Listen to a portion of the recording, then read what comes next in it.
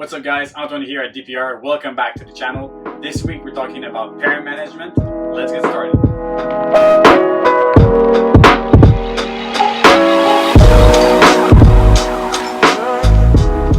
So basically what I did while I was doing my ultrasound of all the females, I was writing down as I was going every female that needed a copulation. And the way I did a priority system. So the very first one is the most important females to be paired the soonest. So all of those girls will be paired this week. Then are the second one, so the girls after that, and third priority. So that way, you know which female for each male needs to be paired first, and then you can have a really clear schedule for all of your males. So with having this system of 1, 2, 3 type of priority, well, then you know which female to prioritize in your pair. So it allows you to be really efficient when you do pair your snakes. So for example, when you have like a male that's going to visit 4 or 5 females during the season, well, this male is never going to be really busy. So if you breed him, let's say once a week with a female every week, and then there's a meal between every females, well then within a month or a month and a half, you've seen every female that this male is going to see. But when you have a really powerful male that's going to visit a lot of females during your season, you really want to make sure that you're not overusing this male and he still has some rest. So having an ultrasound is a really good way to do this. So you can prioritize which female he's going to see first, but also you don't keep this male too busy during the entire season. So he's able to sire, well, way more females. So I have some males that are breeding like 10 to 12 girls. It would be absolutely impossible if I did not plan my pairings for a few weeks ahead. Well, enough talking now. Let's pair some snakes. So the first one right here is this big cinnamon red striped yellow belly clown male. And by looking at the priorities, he was going to this pastel red axanthic chocolate female. Don't mind this name right here. I'm going to explain later why he's not the one breeding.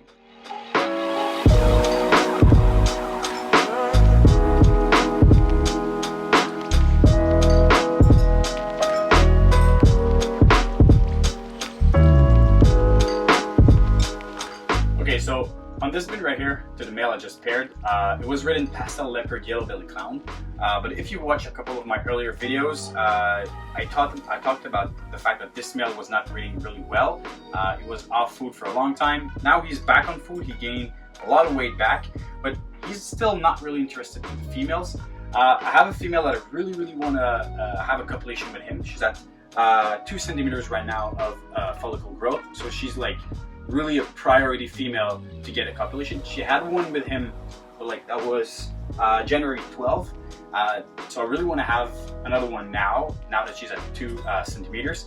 So if this male's not breeding on this copulation, later on this week I'm putting another male that I know will breed, because I really need to have a copulation, a good copulation for this female if I really want her to go.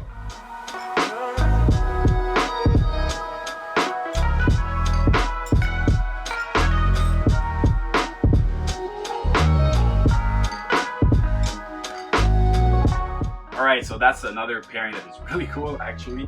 The female is a Mojave vanilla leopard, and it's really at the end of the tub. She's at the end of her follicle development. She's at 25 millimeters right now. So this is most likely going to be her very last copulation. So yeah, this pastel orange dream puzzle should do the trick. So hoping for some orange dream vanilla Pastavi leopard 100% head puzzle. I feel like this would be a really cool pairing.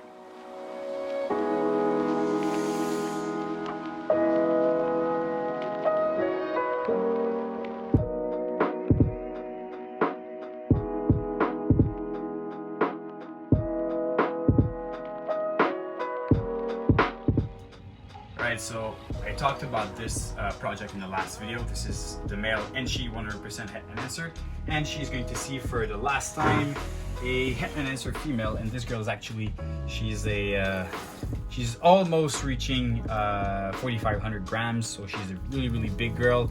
So even he's not a small male. So hopefully a copulation, and then gonna be the last one, and an ovulation in a few weeks for this girl.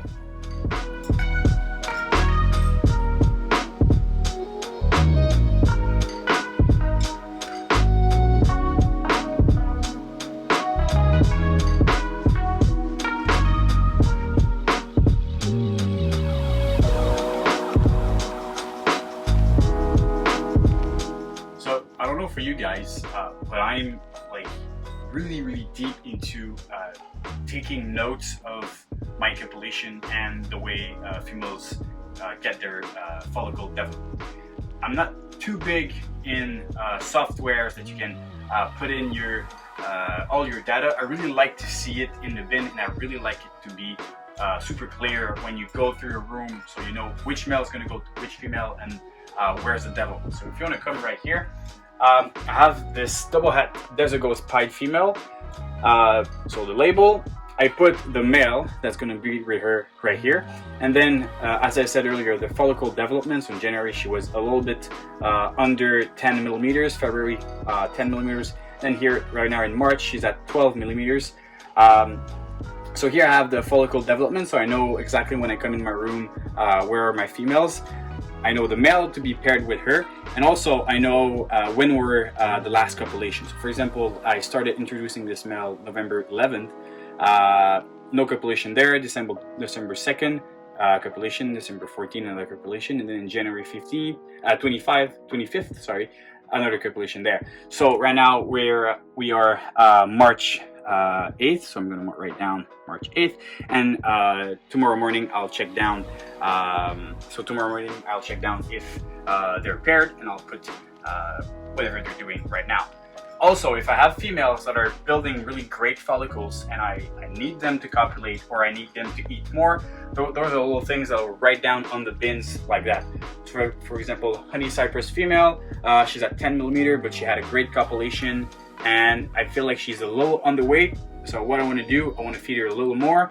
So I'm feeding extra for the month of March. So I'm going to write down those things a little bit everywhere on my bin, so that way I know which females to like be sure to feed more during this month. So if I have an extra animal, an extra rat, I'm going to toss it around to those girls first to make sure that they get like whatever they need to go to the next step of the breeding season.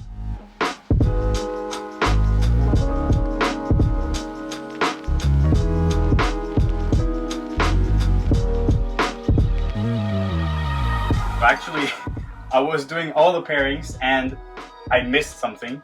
I went down, I wanted to show you guys, well, this girl right here, she was, this is a Mojave white lace, and she has like really good development. I think she's like 35 millimeters, so like she's really committed. You can see she's really glowing, and I really wanted to have a last copulation with her, and this needs to be this week because you never know whenever she's gonna ovulate.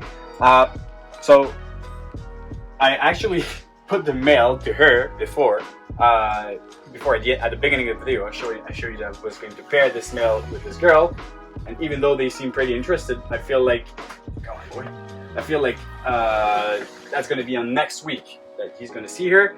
This is more of a priority for me, so this male is going to go with this girl. So hopefully, I mean, some cinnamon, Mojave, lace, red stripe, yellow belly, het clown. That'll be a crazy clutch.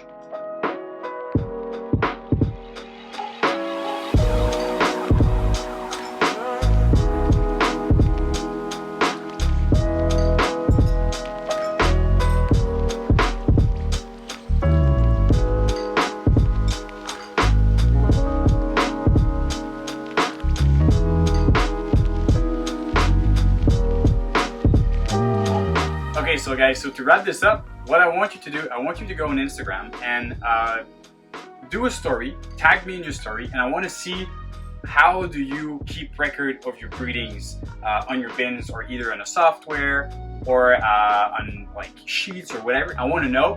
So make sure to tag me on your story. I'm really curious to see that, and I'll repost it. So that was it for this week episode. I hope it was helpful. Just make sure to follow us on Instagram and subscribe on YouTube. Thank you guys for watching. Stay tuned.